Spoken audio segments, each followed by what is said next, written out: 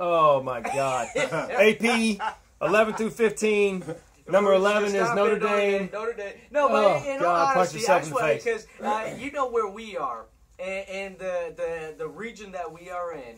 Notre Dame doesn't get any love. They don't even get love in Chicago. They don't need any love. But I want to hear... They haven't had love since Lou Holtz was there. I want to hear a complete, unbiased opinion. What do you think about Brian Kelly and what he's done with that program? Okay. I actually was... Not that I'm not now, but I was a big Brian Kelly fan when he was at Cincinnati. Right. Okay? Before he came to, your Bearcats, Cincinnati, there it is, Bearcats. Before he came to Notre Dame. When he came to Notre Dame, I thought, number one, I thought he was the right man for the job. I really did from a coaching perspective out of the other people they looked at.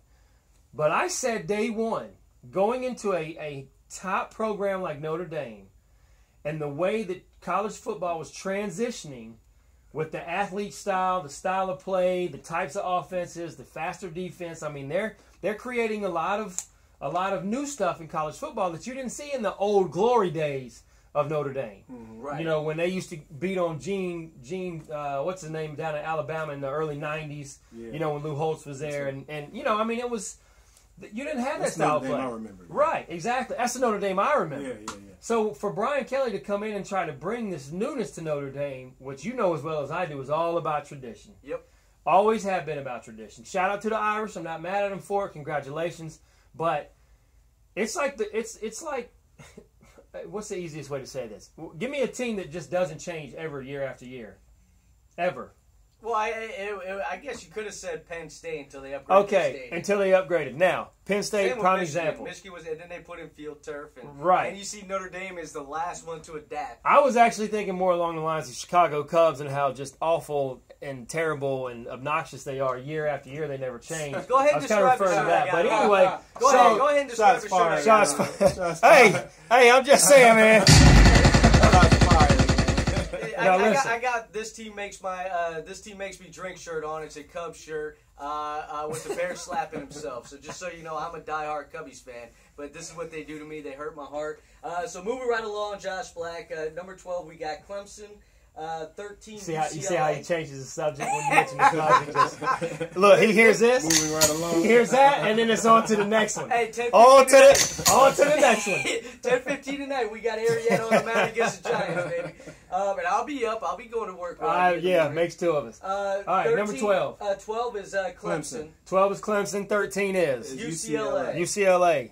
14 is LSU. And 15 is Arizona State. And I tell you what, Arizona State is my underdog out of the Pac-12 this year that might have a chance of winning the Pac-12. Jesus, I can't even believe I'm saying this. I do not disagree. This is unbelievable. Okay, before we even get into the conversation, all right, before we even get into the conversation, I'll say, okay, number 11, Notre Dame, I still think they should be ranked further back, you know, in like the 29th or 30th maybe, but I still think there's 4 or 5 other teams out of the top 25. But that's true. We'll let it dictate. Now, number 12. I feel it coming. I say Clemson, here comes a gunfire. Because we know, I'm a Florida State guy. Right. We know that ACC, it's what I do. I got to say this, Dabo Swinney is a heck of a coach. Clemson has some viable options on offense. I would be suspect about their defensive line. Not so much about their linebacking core. I mean, they're young, but they got a little bit of leadership. Their DBs, I think it depends on who they play, is really what you're going to have to worry about. You know, I think that's going to be that. To me, that's still a question mark for Clemson. But offensively, Dabo's going to have those guys ready, no doubt, hands down. As a Florida State fan, a true Florida State fan, I'm not so much worried about Georgia Tech as I am Clemson, because Clemson is to Florida State what Vanderbilt is to the University of Georgia. You know, it's funny you say that, too, because with Notre Dame playing this partial ACC schedule, whatever, this year I'm actually more worried about playing Georgia Tech Week 3 and staying undefeated to get to Death Valley against Clemson on October 6th or October 5th or whatever it is. I'm actually more worried about those two games than I were any game last year. I can't say I blame you. To be honest, I really can't say I blame you. Okay, so Clemson, Death Valley. First of all, if you've ever been to Death Valley, I've never been. Okay, I've been, and I went to a basketball camp there, and then we went and did the stadium, and then we ended up at a game. I'll tell you this. From a recruiting standpoint as a recruit, when you come to a Clemson game, and that stadium is packed out, and you see that bright orange, come flying down that hill, and they're touching the little statue or whatever that little move is, and then they come stomping down. Right. It's intense. It is absolutely intense. Except if you're Jameis Winston standing up in the locker room before the game telling everyone to smile because we're going to come out champions. Hey, listen. I wish I had the insert. I've never seen anybody I wish I had the insert. Huevos than what Jameis Winston did that night. We're going to do it big. Yep. They say you strong. I say we strong. You strong. I said, all right, we strong then.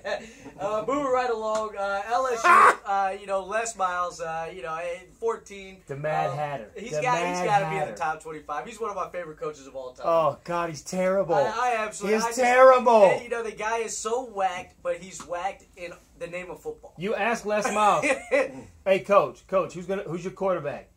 I think we got a good group of guys here. We're gonna be okay.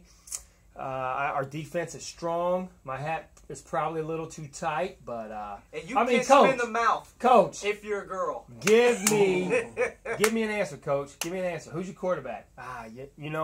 Listen. I got to get a haircut, guys. We'll talk about this later. I mean, you can't get anything out of the man. You cannot get anything out of the man. And I don't know if that was the best impression for the Mad Hatters, but you hear the heart rate crack. LSU fans are like, whoa, let's go Tigers. Go Tigers. So we'll move right along. Thank gosh. Thank you. We got, coming in at 16, we got Georgia Tech. Okay. Which I honestly think, a lot of people are probably going to disagree with me, but with all the returners they have, and what they have done under Paul Johnson, even though it's boring, it's old school football, it's wing tee, smash mouth. All you do is you get so used to something and over pursue, and they come right back. Wing tee? You mean the wishbone? Both. Same. They run wing tee, man. And we don't agree on anything. Come on, man. It's the wishbone. It's the wishbone. But I think Georgia Tech, believe it or not, I think they should actually be ranked higher than 16. All right, dream note. Mark it down. For the first time ever in the history of Welcome to the South Radio, CP and I actually agree on more than one thing in the same conversation. Man, he needs some music. Listen. All right, you know what? I'm gonna let the band play this. Yeah. It's Welcome to the South Radio. We're talking college football, AP top 25, which is why I got the band going. When we get the live stream going, you guys would be dying laughing on YouTube watching what Josh is doing right now. Ladies and gentlemen, you're going to see the video here in a minute. Be prepared. It will be on YouTube later on. Best believe it. Welcome to the South Radio. Heroes Media Group, big shout out. Shout out. Okay, number 13. Now, hold on. Number 13, Georgia Tech. 16. 16, sorry. I got to get my piece in. Because, once again, as an ACC man, Florida State is my squad. Georgia Tech is one that you have to worry about. Paul Johnson, you thought he was down and out. He comes back. We playing him for the SEC championship last year against Florida State. And they could have won it. They could have won. This is actually good. This actually just came in as well from Brian. Hold on. So, Brian, in case most of y'all don't know, we do have a new text line we're trying out tonight. I can't say it because it's not official. However, it is sponsored, hopefully, by Flex to Your Famous. So it'll be called the Flex to Your Famous text line. You'll be able to text us in and flex as you push the button. So anyway, sorry about that. Go ahead. Brian says, he just mentioned on Georgia Tech that Paul Johnson said earlier this week that he hasn't seen anything he liked with this team so far. I don't think Paul Johnson ever sees anything that he likes with that team so far. Matter of fact, I'll never forget when they did ACC Media Day. Coach, you come in, listen, you're ranked number 1 in the ACC. What do? He said, number 1. He said, you may as well count us out right now because at number 1, there's nowhere else to go, number 1. And number 2, if these guys play defense during the season, the way they played in practice these last couple of days, right, you may as well put us down in like the 101 because we're not anything. I haven't seen anything I'm proud of. I haven't seen anything I like. Now, that's also the same Coach Johnson who downplayed it last year and then watched number 8 run all over everybody. The same Coach Johnson who said that Calvin Johnson was a mediocre